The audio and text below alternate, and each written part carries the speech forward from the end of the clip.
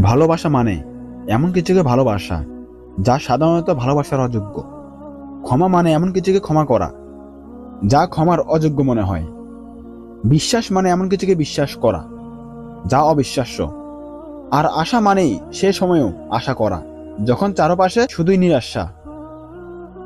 জীবন কোনো সমস্যা নয় যা সমাধান করতে হবে, এটি একটি বাস্তবতা যা অনুভব করতে হয়।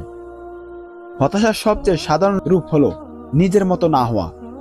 আমাদের কাছে যে জিনিসগুলি রয়েছে তা দিয়ে ধনী নয়, বরং যেগুলো ছাড়া আমরা চলতে পারি তা দিয়েই ধনী। যে প্রাণীদের সাথে নিষ্ঠুর সে মানুষের সঙ্গে তার আচরণেও কঠোর হয়ে ওঠে। একজন মানুষের হৃদয়কে তার প্রাণীদের প্রতি আচরণ দিয়েই বিচার করা যায়। যারা অনুধাবন করে এবং ভালো কাজ করে তারাই সত্যিকারের অর্থে আল্লাহর কাছে ফিরে আসে। আমরা যত ব্যস্ত হই ততই তীব্রভাবে অনুভব করি যে আমরা বাঁচি, জীবনের প্রতি আমাদের সচেতনতা ততই বেশি হয়। শুধু ভালো মন থাকা যথেষ্ট নয়, মূল কথা হলো তা ভালোভাবে ব্যবহার করা। সব কিছুতেই সৌন্দর্য আছে, কিন্তু সবাই তা দেখতে পায় না। যে ব্যক্তি সামান্য দিয়ে সন্তুষ্ট নয় সে কোনো কিছু দিয়েও সন্তুষ্ট নয়। জীবন আসলেই খুব সহজ, কিন্তু আমরা জীবনকে জটিল হতে বাধ্য করি। সে বিশ্বাসী নয় যে নিজে পেট পুড়িয়ে খায় অথচ তার প্রতিবেশী ক্ষুধার্ত থাকে। ভবিষ্যৎকে বুঝতে হলে অতীতকে নিয়ে ভালোভাবে পড়াশোনা করুন। নিজের কষ্টের দিকে তাকিয়ে উপলব্ধি করা অত্যন্ত যন্ত্রণাদায়ক যে এর জন্য দায়ী আর কেউ নয়, বরং তুমি নিজেই। কখনো কখনো বেঁচে থাকাটাই সাহসিকতার সর্বোচ্চ প্রকাশ।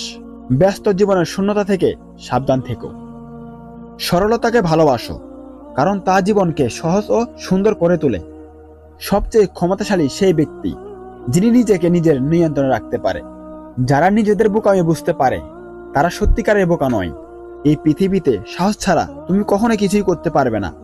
সম্মানের পরে এটি মনের সর্বোচ্চ গুণ। এটি একজন শিক্ষিত মানুষের লক্ষণ যে তিনি কোনো ধারণাকে গ্রহণ না করেও সেটিকে বিবেচনা করতে পারে। দিনের পর দিন তুমি যা বেছে নাও, যা ভাবো আর যা করো, শেষ পর্যন্ত সেটাই তোমাকে গড়ে তোলে। যা তোমার নিয়ন্ত্রণে আছে সর্বোত্তমভাবে কাজে লাগাও। বাকি যা ঘটে সেটি সহজভাবে মেনে নাও। শিক্ষাই সবচেয়ে শক্তিশালী অস্ত্র যা তুমি পৃথিবীকে পরিবর্তন করতে ব্যবহার করতে পারো। অনুপ্রেরণা সবসময় বিদ্যমান, কিন্তু এটি তুমি যখন কাজ শুরু করবে তখনই তা খুঁজে পাবে। যখন ভাগ্যর কথা আসে তখন নিজের ভাগ্য নিজেকেই তৈরি করতে হয়। একজন শিক্ষার্থীর মতো মনোভাবনা গ্রহণ করুন। কখনোই এত বড় হবেন না যে প্রশ্ন করতে লজ্জা পান, এবং কখনোই এত জ্ঞানী হবেন না যে নতুন কিছু শেখা বন্ধ করে দেন। যে মানুষ একটি পর্বতকে সরানোর সিদ্ধান্ত নেয় সে প্রথমে ছোট পাথরগুলো সরিয়ে শুরু করে, কারণ বড় অর্জন ছোট পদক্ষেপের মাধ্যমেই সম্ভব। সাহসী হন, প্রচলিতের মতকে চ্যালেঞ্জ করুন, আপনার বিশ্বাসের পক্ষে দাঁড়ান। বহু বছর পর যখন আপনি দোলনায় বসে নাতি নাতিদের সঙ্গে গল্প করবেন, নিশ্চিত করুন যে আপনার বলার মতো একটি চমৎকার গল্প আছে। মানুষ ভুলে যাবে তুমি কি বলেছিলে বা কি করেছিলে, কিন্তু কখনোই ভুলবে না তুমি তাদের কিভাবে অনুভব করেছিলে। সফল হতে হলে তোমাকে শুরু করতে হবে, এবং মহান হতে হলে শুরু করাটাই প্রথম পদক্ষেপ। যদি আপনি যে পথে হাঁটছেন তা পছন্দ না করেন তবে নতুন একটি পথ তৈরি করতে শুরু করুন। যত দূরে দেখতে পান তত দূরেই এগিয়ে যান। যখন সেখানে পৌঁছাবেন আবারও নতুন দিগন্ত দেখতে পাবেন। প্রশিক্ষণের প্রতিটা মুহূর্ত আমি ঘৃণা করতাম, তবে আমি নিজেকে বলতাম ছেড়ে দিও না, এখন কষ্ট সহ্য করো এবং জীবনের বাকিটা সময় একজন চ্যাম্পিয়নের মতো বাঁচব। আমি বিশ্বাস করি ভিতরে একটি শক্তি রয়েছে যা আমাদের বিজয় বা পরাজিত করে তোলে। বিজয়ীরা হলেন তারা যারা তাদের হৃদয়ে সত্য কথা শুনতে জানে। দিনগুলো গণনা করবেন না, দিনগুলোকে অর্থপূর্ণ করে তুলুন।